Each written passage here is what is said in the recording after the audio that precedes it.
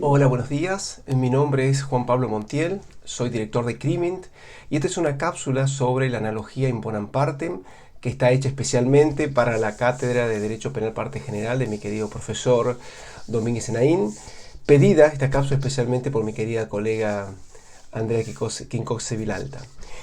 Bueno, seguramente ustedes en lo que se han visto en clase o han leído o han podido estudiar, habrán captado una idea que suele repetirse con muchísima frecuencia en todos los manuales, en las clases y demás, en cuanto a que uno puede derivar del principio de legalidad una prohibición que tiene que ver con la prohibición de analogía, ¿sí?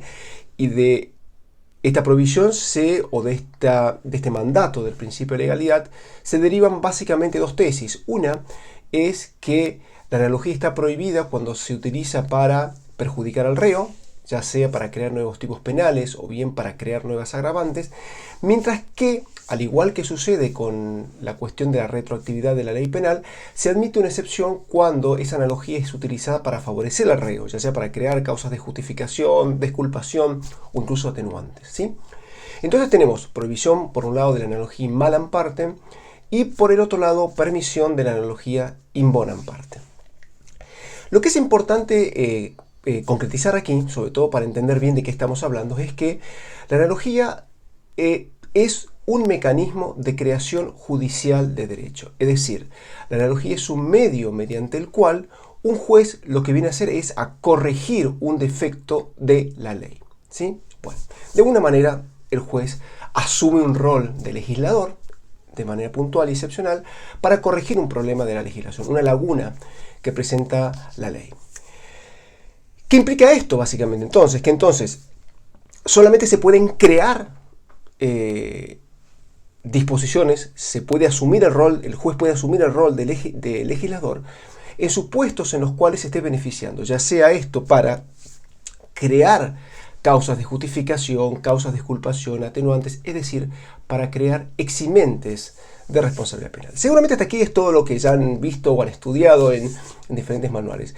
Lo que muchas veces no aparece en estos manuales, porque también creo yo que la analogía in bonam partem es un tema bastante relegado, es que se trata, debemos mucho a la analogía in bonam partem. De hecho, gracias a la analogía in bonam partem, hoy en día tenemos el sistema de eximentes que podemos estudiar en cualquier manual de parte general.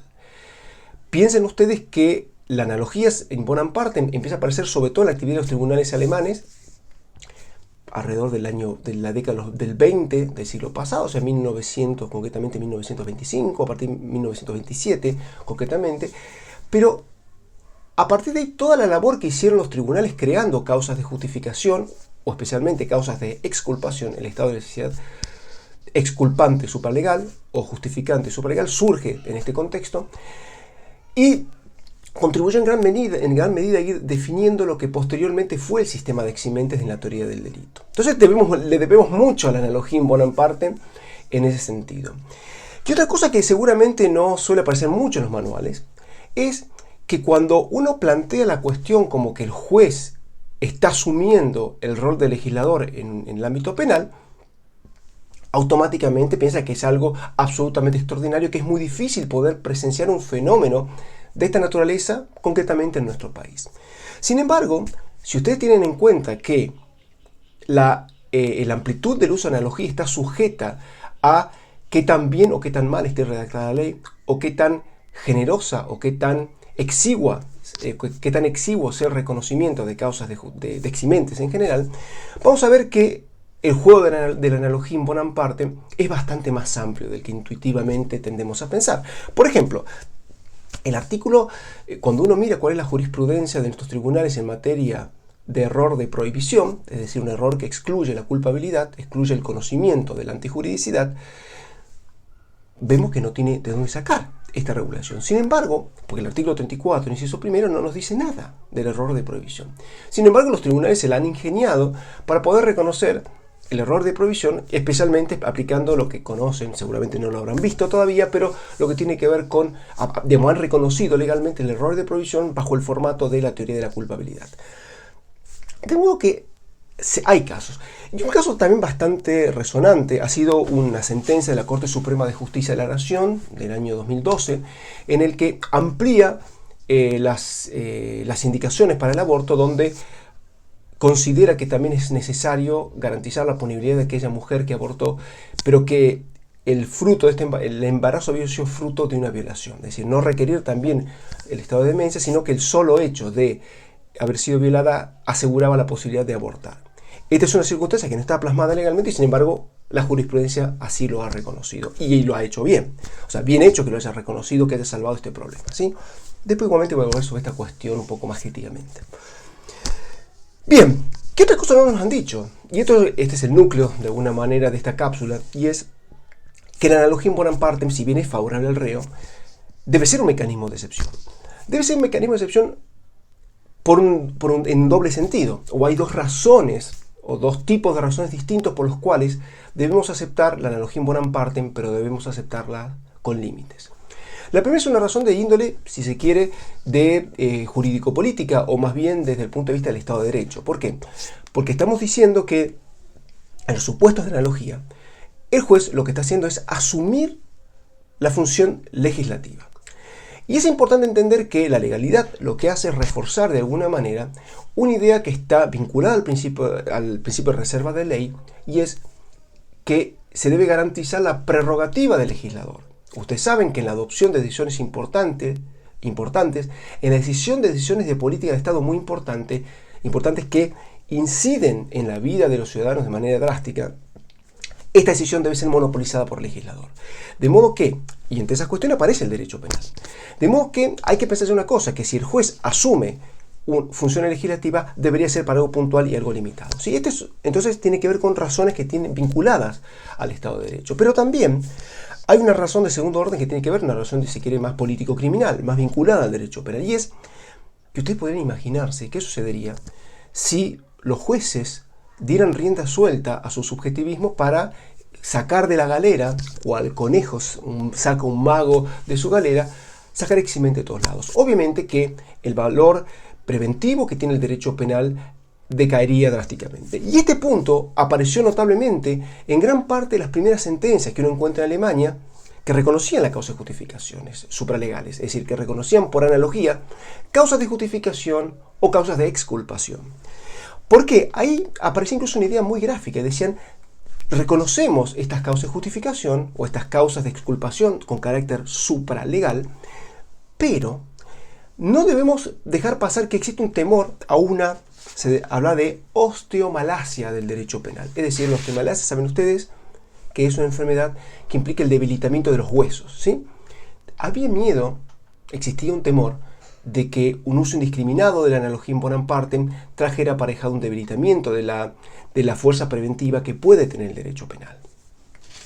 Y acá esto presupone, lógicamente, la necesidad de que existan límites al uso de la analogía in bonam partem. ¿De dónde surgen estos límites? Justamente partiendo de la base de que es una situación o es un mecanismo de carácter excepcional, yo creo que debemos distinguir dos tipos de límites. También un límite que tiene que ver justamente con esta idea del Estado de Derecho, es decir, con esta idea de que la función legislativa que asume el juez eventualmente es de carácter excepcional y muy acotado y limitado. La primera cuestión es que cuando uno recurre a la analogía, no puede hacer uso de lo que se conoce convencionalmente como analogía iuris, es decir, apelar a principios generales del derecho para poder justificar cualquier tipo de decisión que en el fondo no es más que una transpolación de la subjetividad del juez para resolver una cuestión. Esto no se puede aceptar, porque también hace muy delgado el límite entre lo que es una decisión basada en razones del juez y una decisión arbitraria. Bien. Pero los segundos límites creo que son de carácter más jurídico-penal. Yo entiendo que, dado que se trata justamente de la analogía in bonam partem, de crear judicialmente eximentes, yo entiendo que las eximentes tienen una naturaleza excepcional. Si bien ellos excepcionan justamente la imposición de una pena, tienen carácter excepcional. ¿Por qué? Porque justamente el juez, si bien tiene ciertas aspiraciones de que se amplíe el sistema de eximentes, y no es tan rígido como el sistema de tipos penales o de agravantes, Sí considera que tampoco se debe generalizar estas eximentes porque de alguna manera borrarían de alguna manera la disuasión que generan los tipos penales y las agravantes. De tal manera que yo entiendo, y no lo voy a desarrollar en esta cápsula porque es un tema muy complejo, lo pueden ver por aparte en algunos textos que tengo sobre el tema. Lo que es importante considerar es que yo entiendo que las causas, ahí viene, digamos, la excepcionalidad desde el punto de vista jurídico penal viene dada por la naturaleza de la eximente. Creo yo que hay eximentes que son más excepcionales que otras. Por ejemplo, cuando opera una causa de justificación, opera sobre una conducta que tan solo está prohibida. Todavía no sabemos si la conducta es culpable o no. Sin embargo, cuando nosotros incorporamos esta otra, o llegamos a, por ejemplo, las excusas absolutorias, aquí se excluiría ya la punibilidad, donde se estaba pronunciándose esa eximente en relación a un hecho que no solo es antijurídico, sino que ya es culpable. De modo que existirían más razones para que una excusa absolutoria sea más excepcional que una causa de justificación. Y finalmente yo entiendo también que hay que atender a ciertas decisiones implícitas que hace el legislador. Creo que hay que ser respetuoso. Yo creo que implícitamente cuando el legislador decide ubicar eximentes en la parte general y en la parte especial, también está implícitamente la decisión de que ese legislador ha querido subordinar las decisiones respecto a la inclusión de esas causas de justificación, por ejemplo, o de esas excusas absolutorias, a esos concretos delitos o a esos concretos bienes jurídicos. Por eso yo entiendo que así como se podría aceptar causas de justificación supralegales o por analogía relativas a la parte general, aquellas causas de justificación, por ejemplo las indicaciones para el aborto, contempladas en la parte especial, a mi modo de ver, no se podían extender por analogía. La pregunta es, ¿acaso estás diciendo que no estás de acuerdo con que una mujer que haya sido violada pueda abortar? No, de ninguna manera. Creo que debe garantizarse la impunidad de esa conducta. Sin embargo, creo que esa impunidad no tiene por qué garantizarla el juez.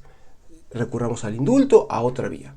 Pero este no es un error de la legislación que deba ser corregido por el juez. Así que bueno, eso es todo. Espero que haya sido una cápsula instructiva, que les haya servido. Así que bueno, por cualquier duda, hay textos. Yo recomiendo concretamente sobre esta última cuestión que miren un texto que publiqué en Indret, ya hace no sé cuántos años, que se llama Provisión de analogía y reglas de excepción. Así que bueno, será hasta la próxima. Que tengan un muy buen día. Hasta luego.